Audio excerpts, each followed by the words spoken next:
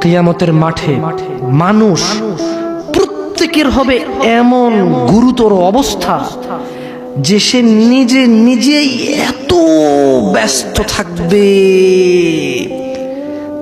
একটু চোখ বন্ধ করে ভাবুন, কিছু নাই পৃথিবীতে, আপনি একা, আপনার গুনাহ দেখা যাচ্ছে, চতুর্দিকে আগুন দেখা যাচ্ছে, আল্লাহর বিচার হচ্ছে, মানুষ জাহান্নামে পড়তেছে, মানুষ উলঙ্গ, কেউ কারো লজ্জাস্থানের দিকে তাকাচ্ছে না, মা তার সন্তানের খবর নিচ্ছে না, সন্তান তার মায়ের খবর নিচ্ছে না, স্ত্রী তার স্বামীর খবর নিচ্ছে না, স্বামী তার স্ত্রীর খবর নিচ্ছে না।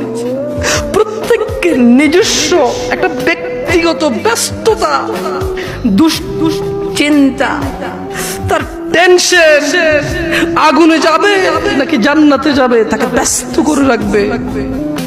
উজুহু ইয়াউমাইযিন মুসফিরা, এই ব্যস্ততার দিনে কিছু চেহারা হবে উজ্জ্বল। ইয়া আখি, ভাই, আপনি কি সেই মানুষটা হতে পারবেন যেদিন ভাই ভাইয়ের খবর নেবে না, স্ত্রী স্বামীর খবর নেবে না, মা বাবার খবর নেবে না?